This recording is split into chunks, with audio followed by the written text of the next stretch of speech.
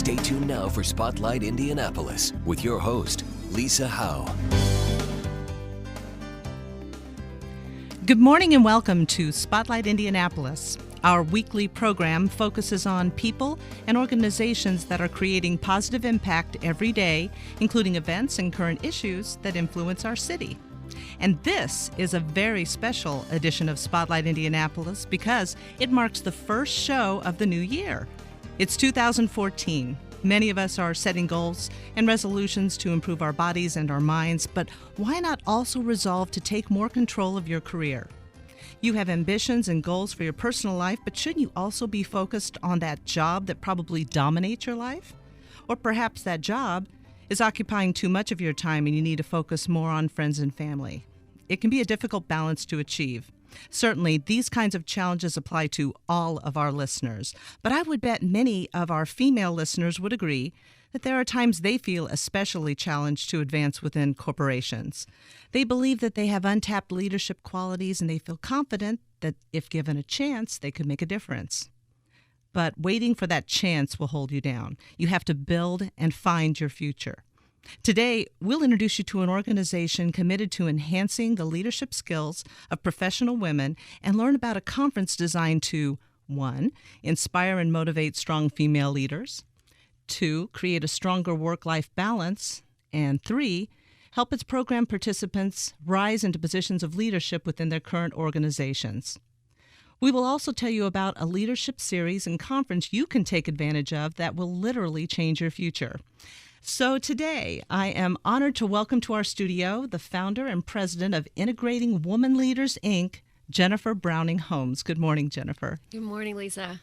Thank you for joining us today. I know you're a very busy woman. Well, thank you for having us. We're really excited to be here. And we also have your director of marketing, Maggie Anderson. Good morning, Maggie. Good morning. Thank you. Welcome all of you to Spotlight. I'm looking forward to finding out more about your dynamic organization, but please share with us some background on you. Jennifer, good grief, 27 years in corporate America. You've had director, executive level positions.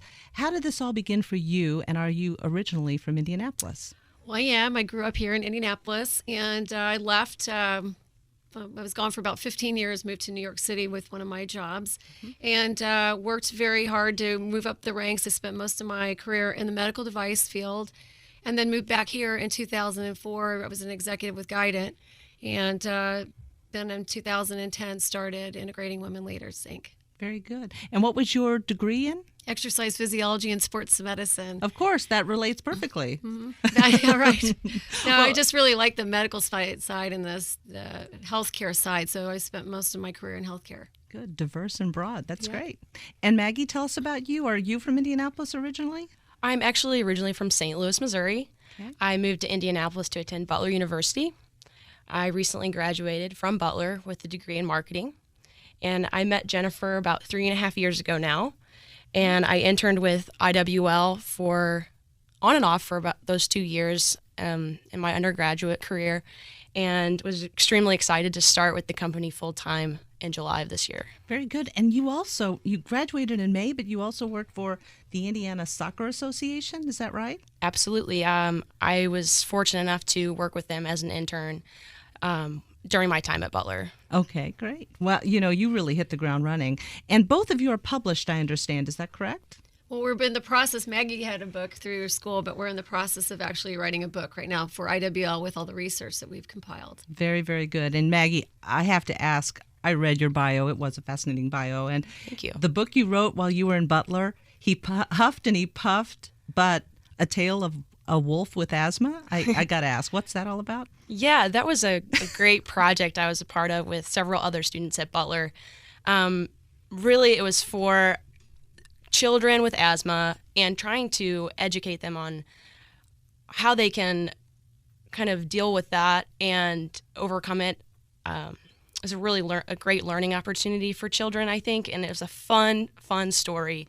It was a take on the big bad wolf and how his asthma keeps him from huffing and puffing the piggies' houses down. So we had a lot of fun with it, and we did publish. The American Lung Association even bought several copies. Oh, good grief. So it was a great success and a really fun project. That's awesome. And you now are the director of marketing, and you have a major marketing, minor in public relations. That's correct, yes. So perfect support for IWL. Definitely. So Jennifer, integrating Woman Leaders, Inc. I was curious about the use of woman and not women. We really focused on one woman at a time. So we were purposeful in the way that we approached that. And we really feel like you can go in and work on your skills, but it really is about the individual. And that's what we've stayed really focused on through building our conference, the Brand You theme. It's about the individual experience and how do you take that back into the workplace. Because a lot of women may look into different programs to try to self-help programs, but that's to the group. They're talking to a lot of people. And what I found most interesting about your website and reading about your organization so far is it's very focused on the you and how you personally will walk away from these programs with a different perspective of who you are. Well, the one thing I've learned, and you know, this has been going up the ranks, so the higher you go, the less support sometimes you get. But I always tell the women that I speak with, it's about you, and you need to take ownership of your own career. Don't blame a company for not developing you. Take the power, the time, and develop yourself. And we really focused on that with our corporate sponsors and our partnerships and designing our conference programs. And then the other leadership series that we've created is all about the individual developing themselves. And how long has IWL been in existence? We are just starting our 5th year. 5th year? Yeah, so we came out of the gates pretty quickly and really early in 2010. So we're just starting our 5th year. Is your office located here in Indianapolis? Yes, we have a Keystone of the Crossing location, so we're pretty central Indianapolis. How big is your staff? We have Maggie's full-time. We have a brand manager. We're in the process of interviewing an events manager. And we also have 5 or 6 strategic consulting partners that we use when we have big projects. So we have a pretty large staff. Very good. So, Maggie, you're handling the communications, the website, social media. Yes, absolutely. We are pretty active in social media. We've ramped that up. We're talking about social issues, so I think it's very important to interact on those social networks. And we're getting more followers, so I encourage anyone who's listening to follow us as well, because we're really trying to start the conversation and also promote what we have going on. It's going to be an exciting year.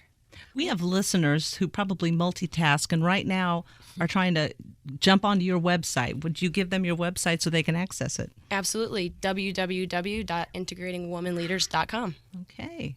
And Jennifer, you have a annual conference that you have every year then, and last year was the first annual conference? No, last year was our 4th. 4th. Oh, so, 5 years, yes. Right. So this year we just signed our contract with the Marriott Eastside, which we're really excited about. We feel like the venue is going to be perfect. We'll close registration at 550 so that we really don't have very large breakout sessions. And we've learned that you get that intimate, that energy when you don't have so many women there, but you really can focus on the quality and the content that we deliver. And we feel like the Marriott East will be perfect layout for our exhibitors, for the breakout sessions, for the general sessions. So it's easy tell for us people about to get. that. It sounds like what will is it a day It's conference? a full day, yes. Okay. It's on August 27th.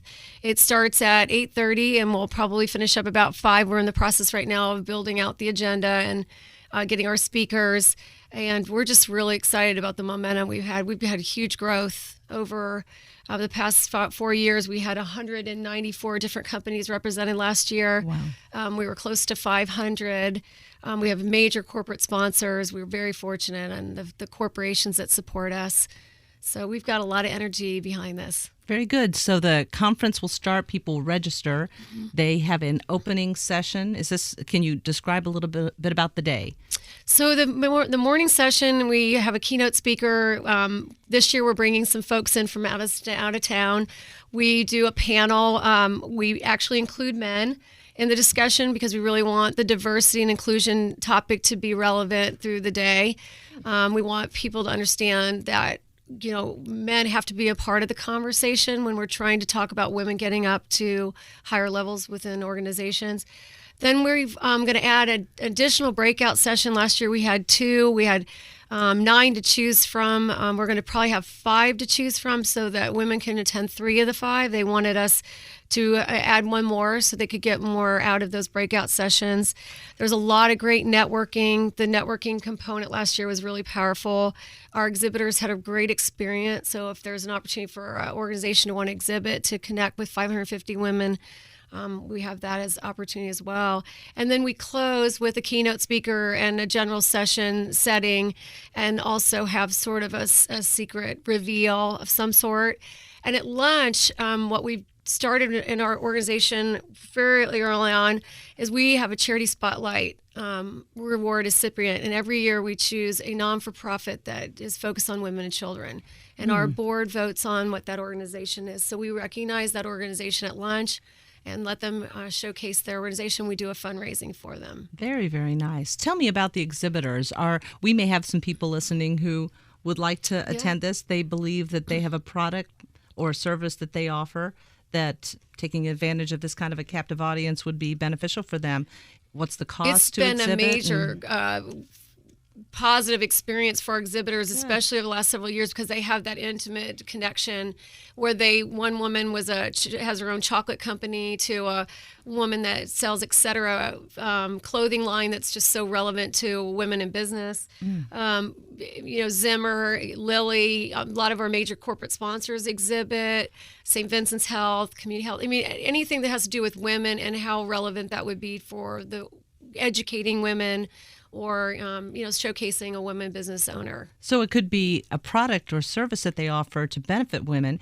It could be a product or company that a woman business person started. They're a great example, and they can have that intimate time one-on-one with somebody attending the conference to find out how they did it. Absolutely. Kind of breaking the code. It's been very successful for those exhibitors. Yep. Oh, it sounds like an interesting and engaging day. That'll be awesome. How do you fund this conference? Is it through the registrations alone? No, it's really funded by our corporate sponsors. So there's no way we could do this without the support of all of our corporate sponsors. And they play an intimate role in our organization.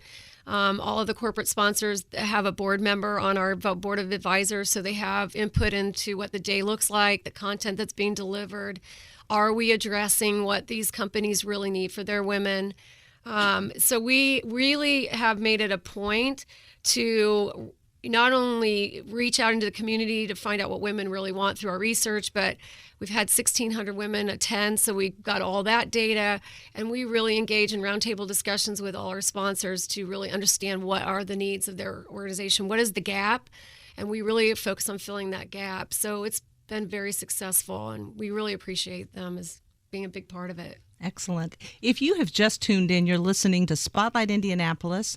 We're meeting with Jennifer Browning Holmes and Maggie Anderson. Jennifer is the founder and president of Integrating Woman Leaders, Inc. Maggie is her director of marketing, and we're discussing a conference that will be held in August of this year. And the name of the conference, it's called IWL Brand You. Brand You. And it's all about the individual. Very, very good. And I noticed that's women. Mm-hmm. It's a women's leadership conference, but again, it's Integrating Woman Leaders, Inc., if you're looking this up right now. We were just talking about the board. Could you tell us a little bit about those strong corporate board sponsors?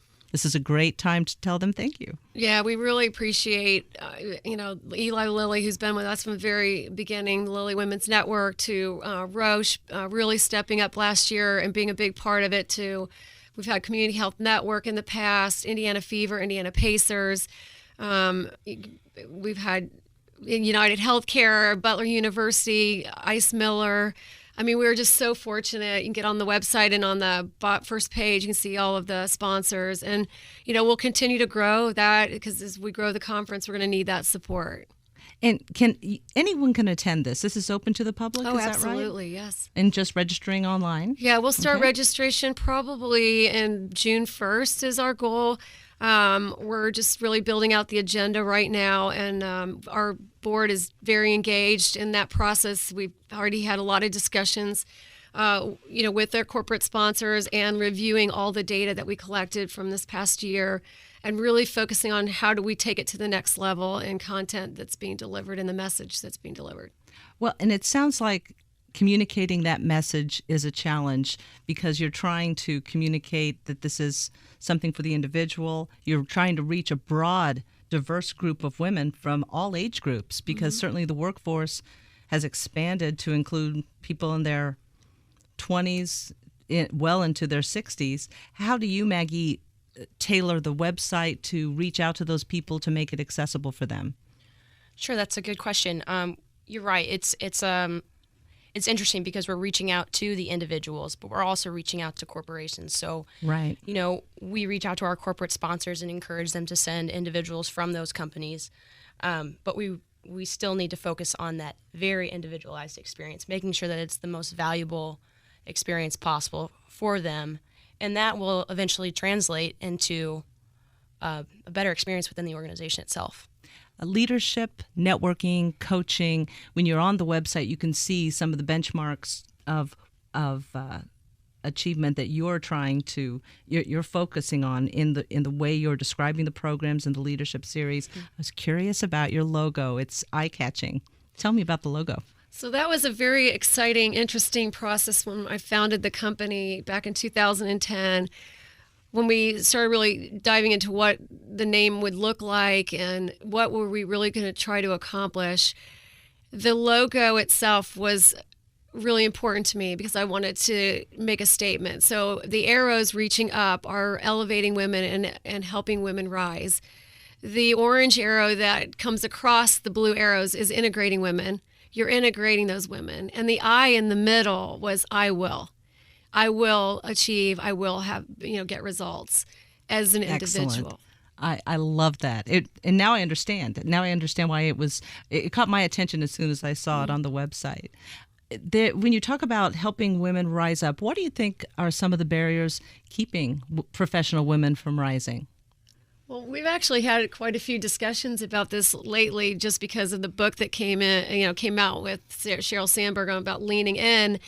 And, is it really, are they leaning in or are they opting out? Or is it a confidence issue or is it a capacity issue because they're working moms, they've got a lot of other responsibilities? Or is it a combination of those things and some of the biases that we see, even in my own career? So it's a big debate, and maybe Maggie, you want to weigh in on this discussion? Yeah, sure. It is interesting because it's become such a hot topic, and there's so much research around this now. It's been proven that if you have 3 or more women on your board, you actually have a better ROI. It actually helps the bottom line of a corporation. And if you look at the United States top brands, those organizations have a higher percentage of women on those boards. So, and why does it improve the ROI? Well, because you have diversity in your leadership and you have diversity of thought, different leadership sense. styles, those sorts of things. And so really the business case has been made. So Catalyst and McKinsey have McKinsey Women Matter. There's 3 different studies. So anybody that's listening that wants to read about this is a really great research articles. It's called McKinsey Women Matter, McKinsey Women Matter 1, 2, and then there's multiple white papers written after that. And then Catalyst, which is a non-for-profit organization on the East Coast, has also done a lot of research. And so there are 2 separate organizations coming up with the exact same results. And so the business case really has been made that 3 or more women on your executive leadership team, you'll outperform companies with no women at all. So, Very and then the interesting. board of directors is also a really important component. And Catalyst actually just recently published in the last month another publication that stated that really over the past year in 2013 there hasn't been any progress made. So despite our efforts and many, many organizations, even within Indianapolis, to accomplish some of this, there's only been a 0.3% increase in the number of women in leadership roles in the United States. That's interesting. Yeah. And 62% of mid-level management are women. And 51% of all, workforce is women. So it's complex thing. It's very interesting to try to understand what is going on. My feeling is, as a mom being, and being a senior vice president right now and the challenges with travel and being a mom, there's only so much you can take on. And so there's decisions that have to be made. The one thing I would like to say to encourage corporations or leaders of companies listening is keep those women in your organization, because when they get those children to college and they are empty nesters, they become highly productive and they are going to be so loyal that you're going to have that ability to elevate them. So there may have to be that time when some women just kind of pull the reins back in on their own career, but then they really do want to elevate once they become empty nesters. Excellent. Tell me about the Women's Leadership Series. I thought some of the topics were interesting. Leading through conflict, the leader as a coach, advancing women in leadership. Tell me about the series. So we're so excited to announce that the press release is going out tomorrow or today about our relationship with Butler University and the Corporate Executive Ed program. We have been working for the last 2 years on these women's leadership series that we're going to be launching. First one will start on January 30th. And we've taken all of our data. I mean, we really know what the women are telling us they want. So Leader as Coach was the most popular breakout session this past year. It was led by a faculty partner from Butler. And we built a series based on the feedback we've gotten from our sponsors and the data that we've collected. And then the conflict one was really about women just being challenged to deal with conflict within the workplace, challenging conversations with managers, with team members. How do they work through that? And as a group of women, their challenges are different than if it was just a group of men and women. So we're really putting them in an environment where they can learn from each other and they can kind of take best practices about a woman as a style back to the workplace. That's been a really important. And Advancing Women in Leadership has been a program that's been involvement for the last 2.5 years with Butler, and they had a very successful year last year. And so IWL is very supportive of Advancing Women in Leadership. This one's a little bit different. You can only have 2 women from one organization attend. It's a 6-month series, and it's been very well thought of. But this one is more like bringing in different organizations where women can learn from others. So we're really excited about the success of these other programs. Oh, it sounds awesome. If you've just tuned in, you're listening to Spotlight Indianapolis, and we're meeting with Jennifer Browning Holmes, the founder and president of Integrating Woman Leaders, Inc. Her director of marketing, Maggie Anderson, is also with us, and we're discussing the leadership series that Integrating Woman Leaders, Inc. also offers. You've made several references to Butler, and I know that's your alma mater. Maggie, tell me, what is the connection with Butler and advancing women in leadership roles? Well, Jennifer has a 2-year working relationship with Butler's Corporate and Executive Education. She's been working very hard on the partnership, and we're extremely excited to be working with them. What's interesting about Butler, and Jennifer and I just learned this recently, is that their culture is very much about valuing and accepting all people. And it was actually the first university in Indiana and the third in the United States to admit both men and women to the university. So they have a long history of valuing women in education. And so we're... Way to go, Butler. Absolutely. So this leadership series is just even more of a testament to that, and we really believe it's going to be very valuable. Like Jennifer said, it's based on the feedback we've received from the conference over the past 4 years, and we're excited to get started. And the thing that's interesting about their corporate executive ed program is the faculty partners all have real life experience. Absolutely. Not only myself with 27 years, but every single faculty partner that would facilitate has experience in large corporations. And that's the value I see that we'll be able to bring. The women that lead it have years and years of experience.